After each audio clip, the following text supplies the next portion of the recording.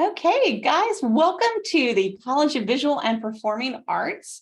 This is our afternoon session today. And I wanted to personally welcome each one of you. I am actually doing this from my office in Forbes. I'm Bryn Stevens. I'm the Associate Dean for the college. And if you ever want to talk to me, if you'd ever need some help or assistance, as I'm going to be talking about in the next 45 minutes, please make certain you come see me. Again, Forbes, I'm in the second floor in the Dean's office. It's right beside the recital hall for my School of Music folks. So that said, I'm going to go ahead and get started. And I wanted to let you know that if you pay attention to the presentation today, I'm going to be giving away 3 of these t-shirts afterward to people who can answer some trivia questions that you'll get from this presentation. And we'll do it via the chat, and the first person who actually puts in the correct answer per question, you can just come to the dean's office and let Lena know, our secretary, that you were actually one of the winners, and she'll get a t-shirt for you. So that said, welcome to the College of Visual and Performing Arts. It's actually made out of 3 schools. So some of you are from the School of Art Design and Art History, or SADA. And as you can see, it not only does studio arts, but it also does design. And in fact, this image that I'm showing you on the screen is actually one of our design classes that was done about 2 years ago now. The students spent their entire semester learning about kayaks, designing kayaks, and then actually creating their own kayak. It was a lot of fun because at the end of the semester, which I think was in like late November, early December, the students got to do their final exam, which entailed actually taking their kayaks and putting them in the Shenandoah River. So I'm very happy to tell you that everyone passed their test. There were no issues or problems, but that was just one example of a really interesting take on design. We also have this beautiful space, Duke Hall Gallery, where many of our students and classes are held, and students will work with faculty. But we've also obviously got the studio center, where you'll find some more design classes. Photography is in the JMAC building, but this is sort of the center of operations for the School of Art Design and Art History. I wanted to let you know inside is an amazing gallery, and our gallery director, Beth Hinterleiter, looks for amazing artists across the world. She brings them in, so you'll actually see them within the space. Even if you're not in the School of Art Design and Art History, pay attention, look at these gallery openings, because you'll get a chance to interact with world-class visual artists and designers.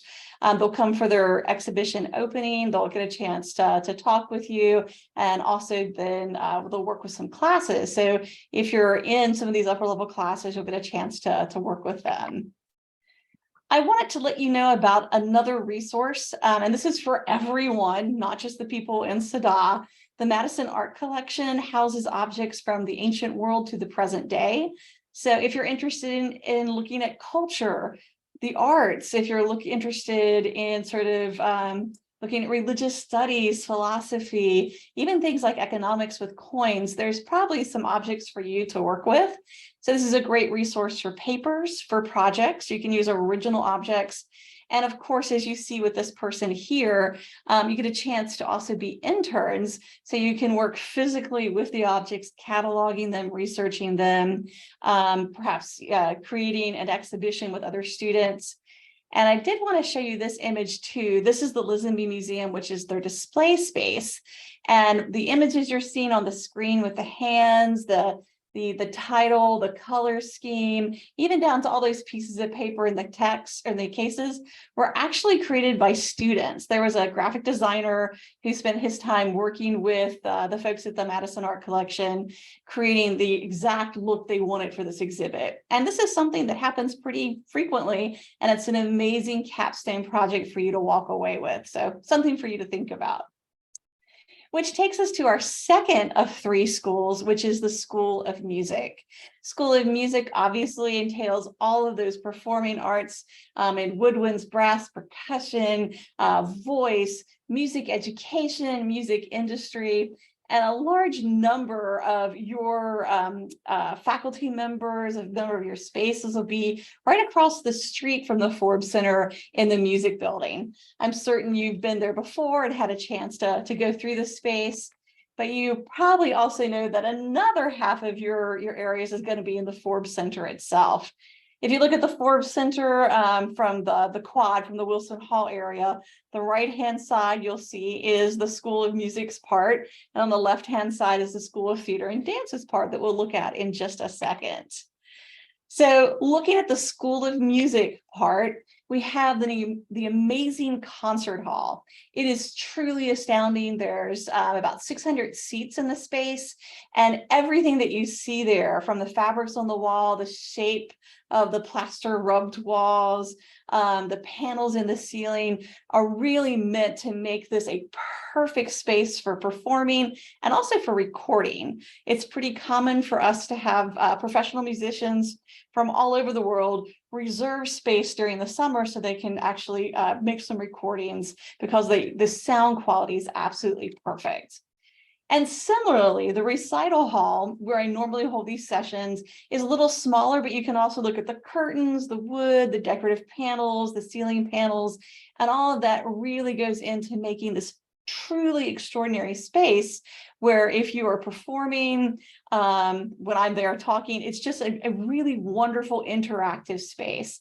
And I'm hoping for my School of Music folks that you'll get a chance to do some recitals here, you get a chance to go to some of your faculty recitals, and you'll really get a chance to benefit from this amazing space.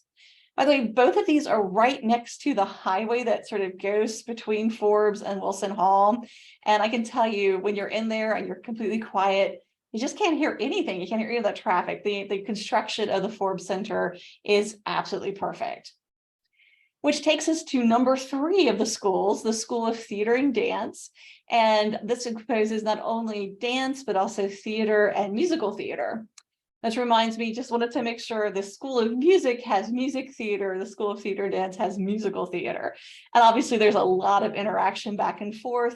And in fact, we encourage interdisciplinary study. So if you're interested in being a painter and a dancer, these are things that you should be able to work with your faculty and sort of take the classes you want to create your specific path for the next 4 years. School of Theater and Dance is also in that Forbes Center on the left-hand side, and it's composed of a couple spaces you'd be interested in. The main stage theater is where all our productions are. And just like the concert hall, we bring in amazing, talented performers. We're going to have some Japanese drummers here, I think, in January. And those people not only are here to perform for the community, but they also are here to work with you in your classroom. So we bring, again, world-class performers, dancers, actors, and they are not only here performing, but they actually are teaching you in master classes in your classroom. So I'd encourage you to look out for those opportunities. If you're interested in playwriting, of creating your own specific performance with theater, then you should be aware that we have the studio theater. It's a black box theater. It's able to be shaped and shifted. And this is where most of our student directed, student designed, and student acted performances are held. And then last but not least, we have the Erland J. Miller Dance Theater. And like all of our dance spaces, the floor is beautifully sprung. It's an incredibly exciting space to be in. And you can see with this one, all those seats in the back, those red things collapse. So you can really get a chance to also sort of shape and morph that space as well. And then I do want to mention Wilson Hall Theater. It's right across the road up the hill in Wilson Hall. And besides that sort of wonderful academic space, there's an amazing theater that holds a huge number of people.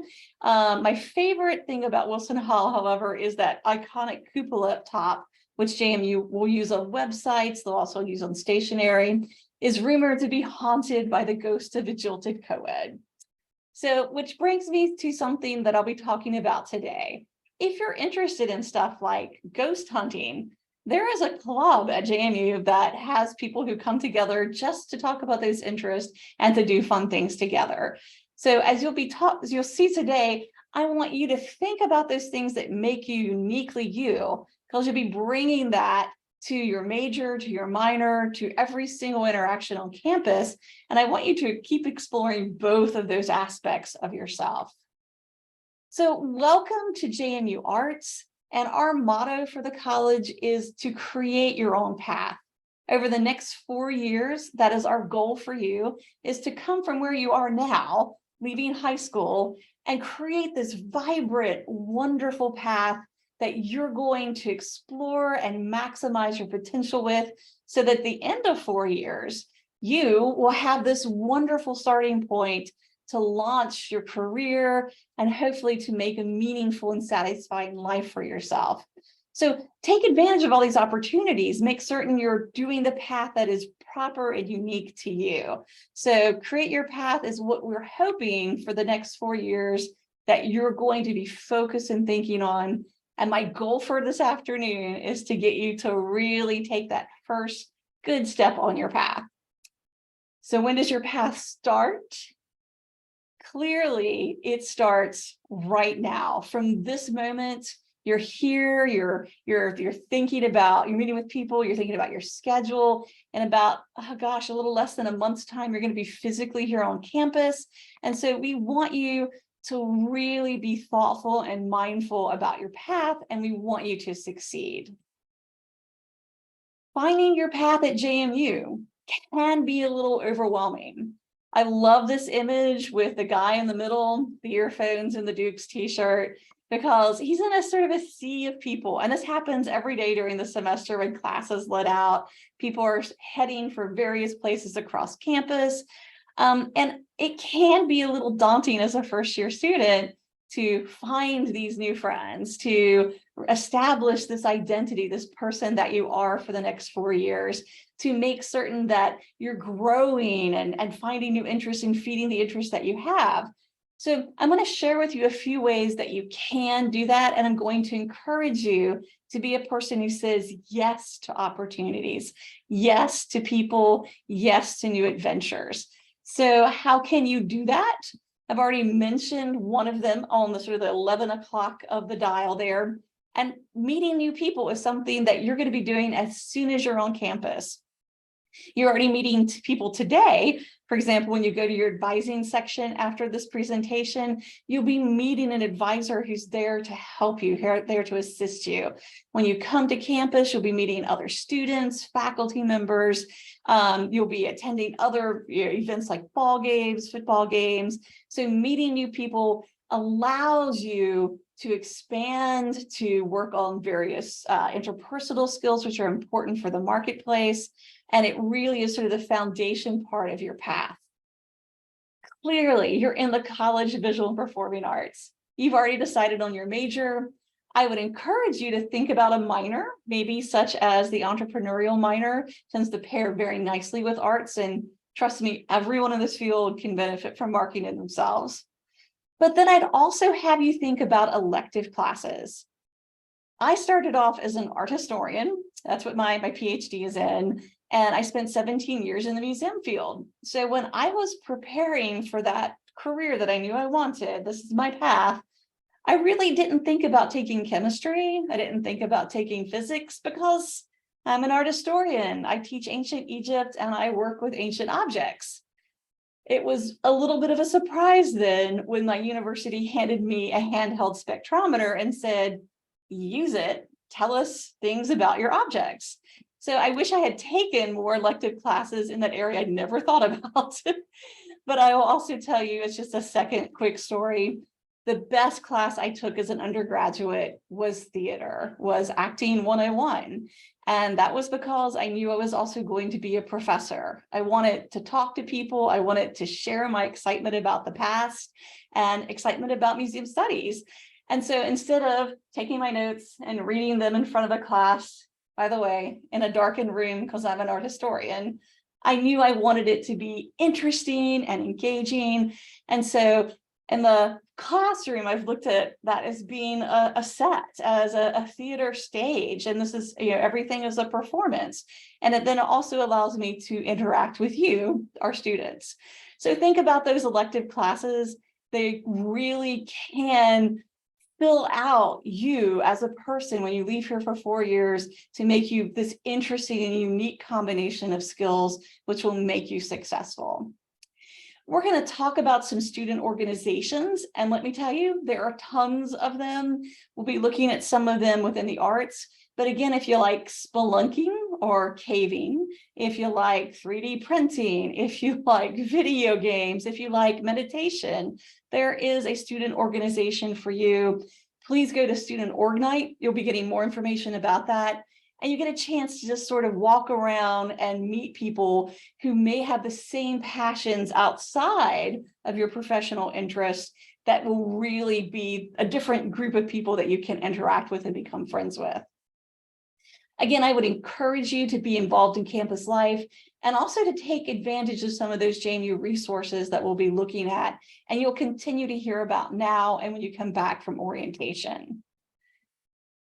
But the most important thing of creating your path is the you element.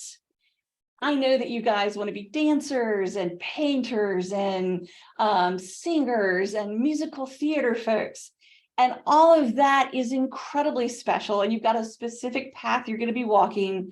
But don't forget about the you that likes to embroider, that likes to do skateboarding, that is very interested in baking, because that passion can lead you to something that no one else has done before. I'll give you one example. We had 2 dance students who not only were thrilled about being professional dancers, but they were also passionate about social justice. As a result, because they pursued both of these interests, they developed a program for incarcerated youth in the state of Virginia. When they graduated, having actually put into practice some of their creation, the penal system actually hired them to continue their work. So this is a great way where you could be a dancer and also pursue a passion for social justice. So right now, today, you're going to be planning your path. You've already made your personal and your professional goals. And so you've chosen a major and a university where you want to do that. Right after this session, you're going to really put into, you're going to firm up that plan for this fall semester with your classes. And you're going to need to do that for the 4 years that you'll be here. Certainly, please consult your advisor, talk to your faculty members in the areas that you're very passionate about. And we want to make certain you have tons of these opportunities for classes. But I would encourage you also to join student organizations that can help you to achieve your personal and professional goals.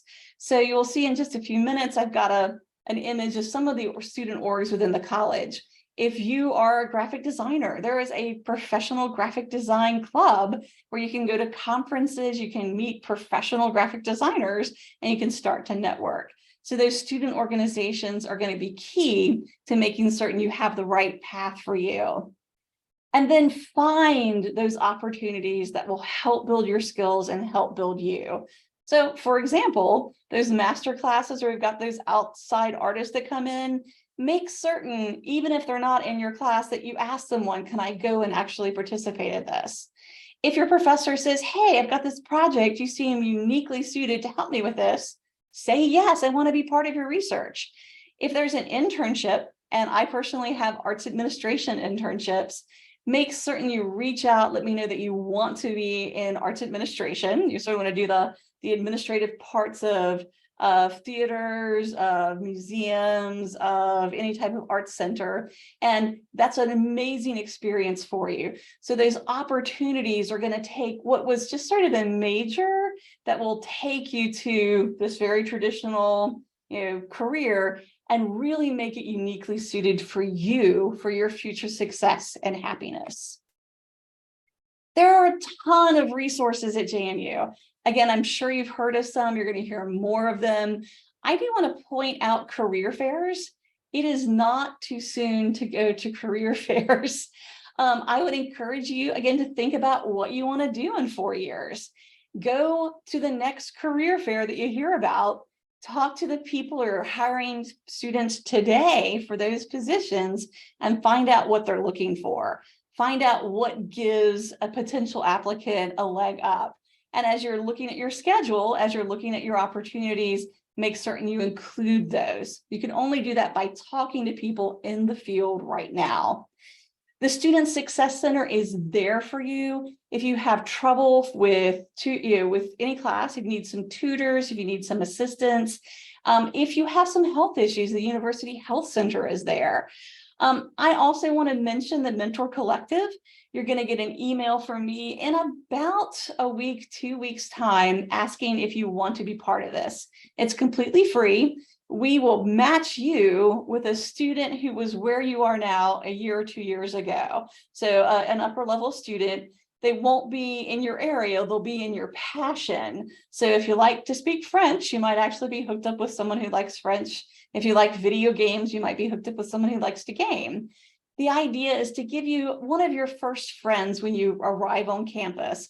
They'll be there to work with you. They'll be there to answer your questions like, hey, where is the best place to get pizza? Or I'm having trouble with this, where can I go to get help? They're one of those people who's going to be checking in on you a couple times during the semester. So think about being part of that. And again, you'll get an email from me. All you have to do is simply say yes, and the Mentor Collective will get you hooked up with a mentor. I also want to do a shout out for JMU being interested in you as an undergraduate student. And it's one of the things that makes the JMU experience fairly unique among universities. Here in the College of Visual and Performing Arts, we have 2 opportunities where we want to give you money for your ideas as an undergraduate. So the Valley Business Keynote Entrepreneurship Award in the Arts and Design, and also Undergraduate Development Awards are there for you. So if you want to cut a record, if you want to put on a performance, if you've come up with this great idea where you're going to be partnering perhaps music and physical therapy, just tell us your idea. There's a small form to fill out, and we'd love to give you some money and some support, as well as faculty mentorship to actually pursue your goals as an undergraduate. So think about that. I've also mentioned that entrepreneurship minor. It's over in the College of Business, but it's a wonderful pairing where you can be that person who does your own website, who advertises yourself, and everyone in the school, in the College of Visual and Performing Arts, can use that. Here's my student organizations in the College of Visual and Performing Arts. And I'm going to say this is a very small part of the student organizations at the College of Visual and Performing Arts. We have the oldest one on campus, the Stratford Players in Theater.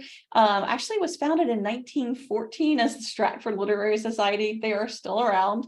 Some of them are much newer, like the 3D Printing Club, but every single one of these areas, these 3 schools, have specific clubs tailored to your interests. Just go to your school's website, look underneath the student tab, and you'll see tons of them. I think music, for example, has over 40 student clubs. So if there's something you're interested in, there is a student organization for you in your specialized area. Which leads me to sort of the crux of where you are right now.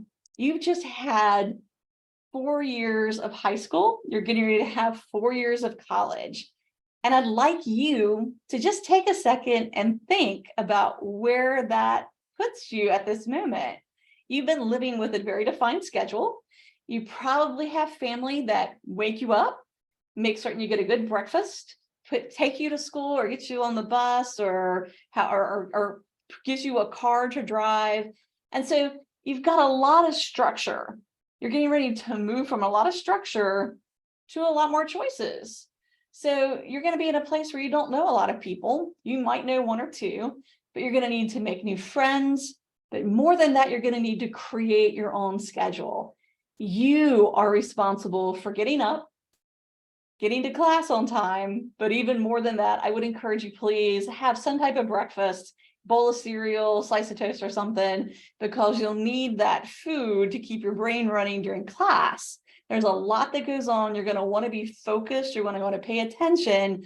So the structure from having people who care for you to you caring for you is something that you're really going to want to make certain you're aware of so that you can make the right choices. Every day during the semester, do I go to class? Do I skip class? Please don't skip class. Let me just say that right now. Trust me, as the associate dean, all too often I deal with students who decide to skip class that one day because it was raining. And then something else happened and they skip class the next day. And pretty soon they don't feel like they can go back to class because they don't know what's going on. They tend to get lost. They sort of feel that there's just no way they can catch up, and all too soon they have failed. I do not want this to be you. Please go to class. If for some reason you have to miss class, if you're sick, for example, go to your professor, ask them to help you. Maybe they can point out someone, or you could actually find a friend in class who could give you notes. Make certain that you're there, that you're making up, that you're focused and ready to succeed in each of your classes.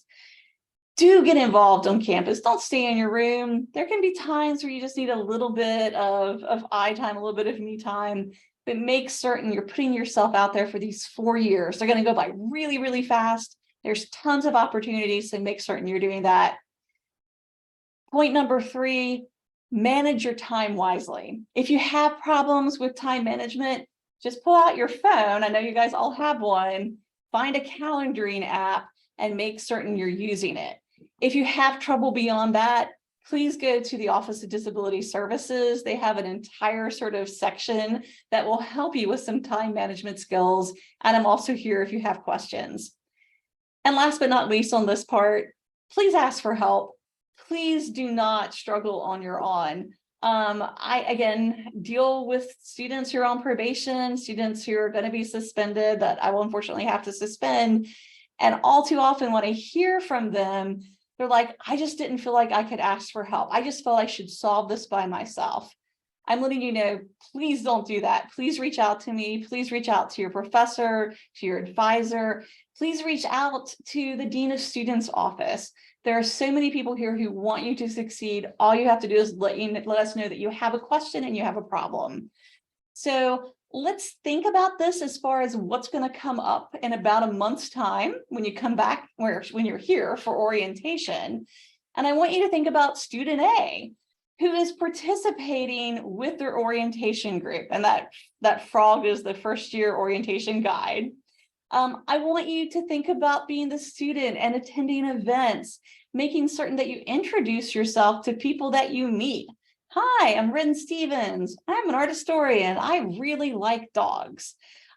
Make certain you keep your dorm room open so that your door, when people are going down up and down the hall, people get a chance to pop their head in and say, hey, we're going to lunch. Would you guys like to come with us? So you get a chance to form your own community. Don't be that person by yourself. Make certain you find friends who can be part of this experience and part of your support group.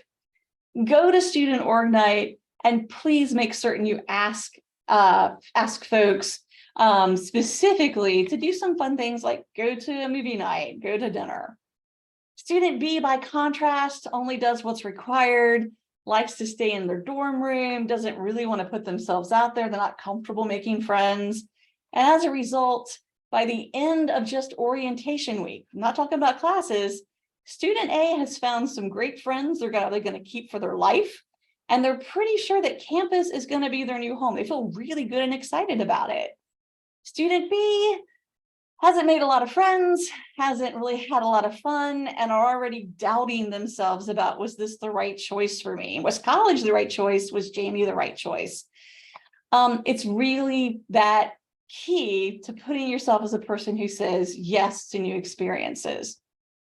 So let's shift this down to the first week of class. Student A, and I want you to think about doing this, looks at their schedule at least the night before their classes start.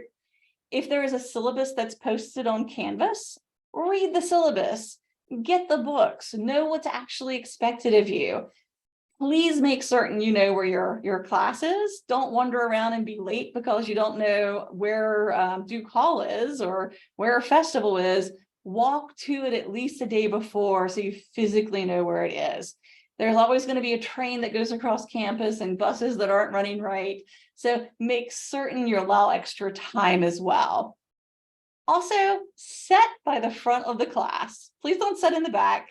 Your teacher can't see you. If you sit in the first couple of rows, particularly if you introduce yourself, you'll start to form a natural relationship with your faculty member. And in the arts, they want to know you. They want to interact with you, and they want to give you unique experiences. So I would also encourage you to introduce yourself to people to the right and left of you as you're sitting in a classroom. These are going to be the people that you can study with, that if you do have to miss, they can give you notes and you can give them notes. And again, they already like this stuff. They're in the same class as you are. So again, it's another way to have an expanded friends network. Student B, by contrast, doesn't really think to look at their schedule. They're having a good time, maybe playing the Witcher video game or whatever is popular at the moment. So they maybe oversleep. They get to class a little late because they can't find the building and they can't quite find the right room. The classroom's already full, so they sort of sit in the back and they already feel disconnected. So it's really tempting to open up that phone and just sort of do stuff on your phone as you're paying attention. As a result, at the end of your first week of class, just the first week, student A is prepared for the semester. They know their professor, they have students they can call upon. Student B isn't, and they're already falling behind. They don't know what's happening. They haven't really made a support network for each specific class. And this is only going to snowball. If you think about in the next couple of months, which are going to go by really fast, it's the end of October. Both student A and student B are stressed about their midterm because they had like a bad grade maybe on their last exam, and they're not sure what's going to happen as far as how their class averages are weighed.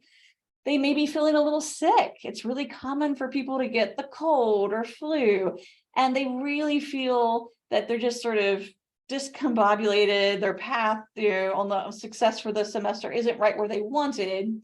Student A, being proactive, and again, please think about being student A, will email their professor. They'll talk to them about how they're feeling. They'll go to their office hours.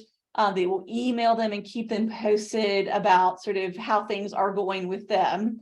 They'll go to the health center. They will make certain that they're getting breakfast, lunch, and dinner. And we're talking good, healthy breakfast, lunch, and dinner.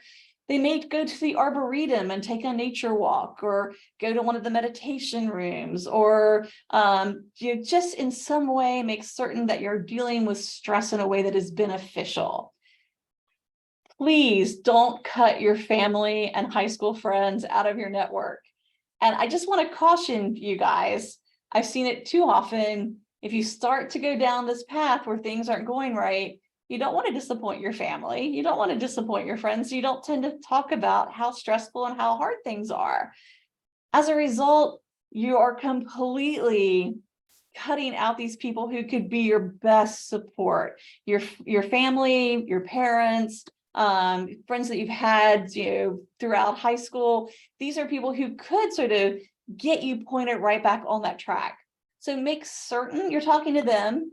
If you need to, make an appointment at the University Counseling Center. And again, you're going to hear this multiple times. Go to the Student Success Center, find a tutor, find a group of people who can help you acquire those skills that you might need to pass your class. Student B, by contrast, and again, I see this too much. They don't ask for help. They don't talk to the professor because they're going to fix this by themselves. They shut down from their family. They don't want mom and dad to know that they're not getting good grades. And as a result, they give up on class in the first semester. And I promise you, I do suspend first-year students at the end of the spring semester. I do not want it to be you, but it almost always stems from this thing of not being prepared and not having a network and not asking for help. So please take this seriously. Make certain that you reach out to your faculty member. I would encourage you to go to their office hours. They are people who are passionate about the same things you are. That said, do be respectful. Send proper emails at proper times. Don't email someone at 2:30 in the morning and expect that they're going to be able to answer you anytime soon. Most faculty are asleep at that point. They'll sort of be there from like the 9 to 5 thing for emails, but they're not going to be there after that point. So again, time management skills to make certain that you're on point. Now, end of the semester, think about this. You've been here like 3 months. Student A who has said yes to opportunities, who has met new people, who's worked with their faculty member, is pretty happy with where they are. When winter break comes, they're excited to go home and see their family, but they're also excited to come back in January and do the next semester, that next part of their path. But student B still feels isolated, still feels like that person in the crowd that doesn't have a community, has not been doing what they want academically, and doesn't have the grades that they feel they should, and they actually know that they can do. And as a result, they're not enjoying their time at JMU. I really want you to hear this part because this comes from current students. In fact, this entire presentation was made by one of my arts administration interns, Amelia Daney, who is still here at JMU. I think she may be graduating this upcoming year. Be respectful, but be responsible. Take advantage of opportunities, ask for help, get to know people, make new friends, stay organized, and try new things. These are some quotes from some of the students who were consulted about this presentation.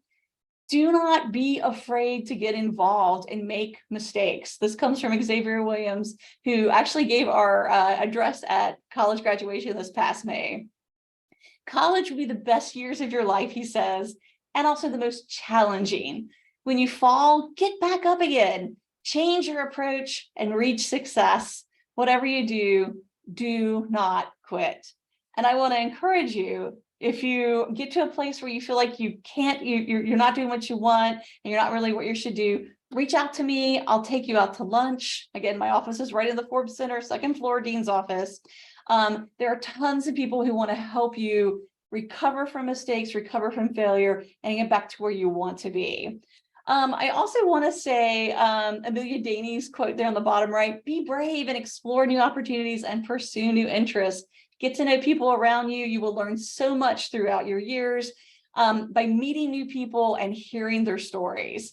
Amelia Daney, by the way, is a dancer, and she's also an entrepreneurship minor. She actually may be a double major, college of business and dance.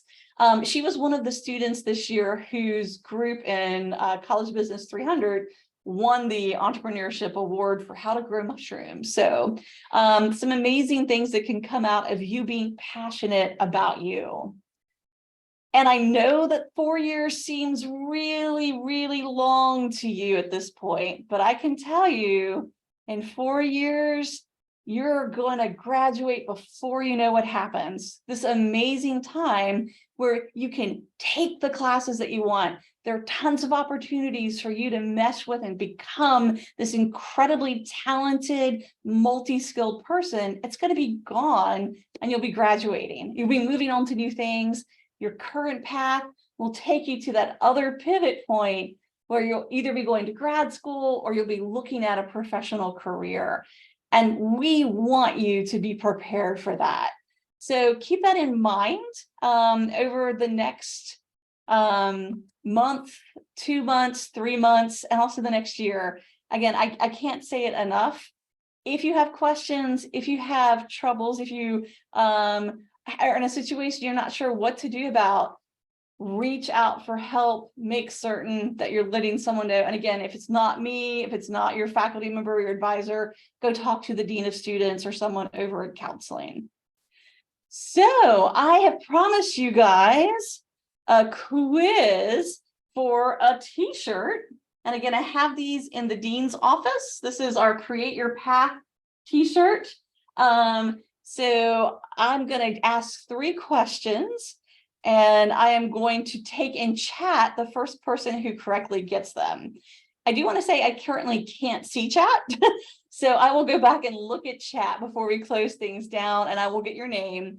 But if you're the first person to correctly enter the question into chat, just come to the dean's office. Your name will be there, and Lena will give you your t-shirt. So are you guys ready for our first question then? What is the oldest student organization at JMU?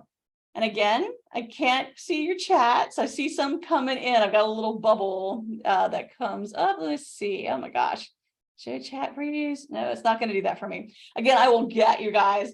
It is the Stratford Players. So if you actually put C into chat, the Stratford Players, please, when you're on campus, come to the Forbes Center and get your t-shirt. So question number 2. Let's see, question number 2. Which theater space is used for student-directed and run performances? Is it the EJL Dance Theater, the main stage, or the studio theater? I see I've got some more stuff coming in. My bubble keeps going up. If you answered the studio theater, you are correct. Please come to the Forbes Dean's office and we'll get you a t-shirt when you're back on campus, okay? So my last question for the day is question 3. Which JMU building is rumored to be haunted? Is it Duke Hall, the Music Building, Wayland Hall, or Wilson Hall? And I got more people. Good. It is Wilson Hall. So the first person who correctly answered Wilson Hall, again, come to the Dean's Suite and you'll get a chance to get this fantastic t-shirt. All right. So I wanted to thank you guys for being here with me today to listen to what I've had to say. Again, I'm the Associate Dean, Ren Stevens, for the College of Visual Performing Arts. Please, I'd love to come meet you. I will be around Wayland Hall, and I would love for you to come into the Dean's office and introduce yourself if you're interested. So that is everything I had. I think I am supposed to remind you guys that you've got about a 10-minute break before you go to your advising section. So you'll need to go back into sort of like your regular sheet and find your advising section link, and that's going to start at 2:10 for you. I believe this is also being recorded, so it'll be posted if you have things that you'd like to go back and review. And if you do want to just email me, you can find my email address at the CVPA website, or it's Steven, STEVENWR @jmu.edu. That's Steven for Ren River Stevens is my email address. It has been a great pleasure to meet with you and to talk with you. And I hope you guys have a brilliant semester. Your path is strong and it really serves to be an amazing experience for you. Thanks for your time.